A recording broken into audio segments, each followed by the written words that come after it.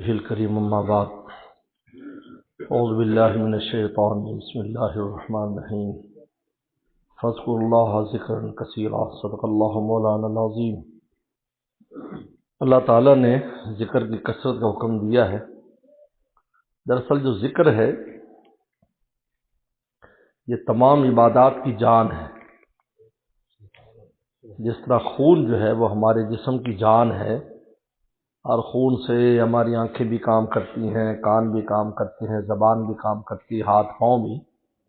اگر جسم میں انسان کے خون ختم ہو جائے یہ اعضاء بیکار ہو جاتے ہیں،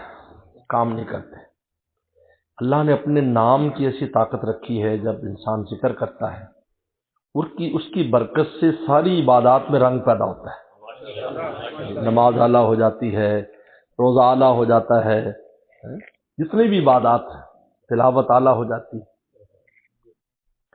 اس لیے کہ جب حدیث شریف میں آتا ہے کہ کائنات جو ہے اس کا جو قیام ہے وہ اللہ کے نام پر ہے، کہ جب قیام اللہ کے نام پر ہے اس کا مطلب ہے ہماری دین اور دنیا دونوں کا قیام اللہ کے نام پر ہے، اور اللہ کا نام لینے کا نام ذکر ہے۔ یہ ذکر ہے، لہٰذا اس سے ہماری دنیا کا قیام بھی ہے اور ہماری آخرت کا قیام بھی ہے۔ اس لیے اور دیکھیں حدیث شریف میں آتا ہے، دلیل بھی دو دلیلیں بڑی واضح ہیں، اور بھی دلائل ہیں۔ جیسے حدیث میں آتا ہے ایک آدمی 100 بار کلمہ طیبہ پڑھتا ہے تو قیامت کے دن اس کا چہرہ روشن ہوگا 14ویں کے چاند کی طرح۔ اب اس کا مطلب کیا ہے کہ صرف کلمہ پڑھ لے تو روشن ہو جائے گا؟ نہیں، اس کلمہ پڑھنے کی برکت سے اس کو تمام چہرہ روشن کرنے والے اعمال کی توفیق ہو جائے گی۔ نماز بھی اچھی پڑھنے لگ جائے گا، روزہ رکھنے لگ جائے گا، گناہوں سے بچنے لگ جائے گا، تو اس سے اس کا چہرہ روشن ہو جائے گا۔ یہ نہیں کہ صرف کلمہ پڑھ لے اور کافی ہو جائے، لیکن یہ رسول اللہ فرمایا چونکہ اللہ کا نام ہے، اس اللہ کے نام کی برکت سے یہ ہوگا کہ وہ چہرہ سیاہ کرنے والے اعمال سے اس کی حفاظت ہو جائے گی، اور چہرہ روشن کرنے والے اعمال کی توفیق ہو جائے گی۔ اس طرح دوسری حدیث میں آتا ہے اللہ مفتح اقفال قلوبنا بذکرک، اللہ ہماری دلوں کا تالا کھول دیجئے اپنے ذکر کی برکت سے۔ اب مطلب ہے کہ جب ذکر کرتا ہے تو دل کا تالا کھلتا ہے، اور جب دل کا تالا کھلتا ہے تو دل میں جو اللہ نے ایمان کا نور رکھا ہے اور اللہ تعالیٰ نے اس میں جو اپنے انوارات رکھے وہ ظاہر ہوتے ہیں۔ جب وہ انوارات ظاہر ہوتے ہیں تو پھر اس کی برکت سے خیر اور شر کا راستہ نظر آتا ہے۔ یہ شر کا راستہ ہے، خیر کا راستہ ہے۔ اس لیے جو بھی غلط راستے پر جاتا ہے بجہالت، قرآن نے کہا وہ جاہل ہو جاتا ہے، اندھا ہو جاتا ہے اس وقت جب وہ غلط راستے پر جاتا ہے۔ ذکر کی برکت یہ ہوتی ہے کہ جب نور ہوتا ہے، جب انسان روشنی ہو اور سامنے گڑھا بھی نظر آ رہا ہو تو وہ بے وقوفی ہوگا جو اس گڑھے میں اپنی گاڑی کو مارے گا، بلکہ وہ پہلو سے بچ کے جائے گا وہاں سے۔ یہ ذکر جو ہے یہ گویا کہ جان ہے۔ اس لیے اپنے معمولات میں ہمیشہ سے بزرگوں کی بڑی سختی رہی ہے کہ ذکر کے معمول میں ناغہ نہیں کرتے تھے، کیونکہ اس کے ناغے سے تمام چیزوں میں کمزوری پیدا ہوتی چلی جاتی ہے، پھر آہستہ آہستہ ہر شے ڈھیلی ہوتی جاتی ہے، بے مزہ ہوتی جاتی ہے۔ اس لیے انسان اپنے ذکر کا جو معمول ہے اجتماعی اور انفرادی، اس کے اپنے معمولات میں رکھے، تھوڑا بہتا ہو لیکن کرے ضرور۔ میرے شیخ نے مکہ شریف میں فرمایا تھا کہ بھائی تم مکہ شریف میں جب حج کے دن ہوتے ہیں تو دکاندار 24 گھنٹے ڈیوٹی دیتے ہیں، کیونکہ وہ سیزن ہوتا ہے ان کا، تو کھانے پینے کا بھی ٹائم نہیں ملتا، تو پھر برگر کھا لیتے ہیں کھڑے کھڑے جو ہے نا وہ سمولی کھا لیتے ہیں، شوارما کھا لیتے ہیں۔ اب دسترخوان، حالانکہ عربوں کی عادت ہے دسترخوان بچھا کر اور خوب کھانا شانا ماشاءاللہ لگا کر کھاتے ہیں، لیکن ٹائم نہیں ہے۔ میرے شیخ نے فرمایا کہ مکہ والوں تم زندہ رہتے ہو نا؟ ہاں جی زندہ رہتے ہیں، تھوڑا بہت کھا کر بھی۔ تو اسی طرح ذکر کا ناغہ نہ ہونے دے، اگر بہت مصروف ہو تو کھڑے کھڑے ذکر کا شوارما کھا لے، ذکر کا برگر لے لے، تاکہ زندہ رہے، اس کی روح زندہ رہے۔ اس لیے کہ روح جب مر جائے گی تو نفس جو ہے نا وہ غالب آ جاتا ہے اور پھر گناہ کراتا ہے۔ چلو نیتیں کریں، میں اس لیے ذکر کرتا ہوں اللہ کی محبت پیدا ہو جائے۔ لا الہ الا اللہ، لا الہ الا اللہ، لا الہ الا اللہ، لا الہ الا اللہ، لا الہ الا اللہ، لا الہ الا اللہ،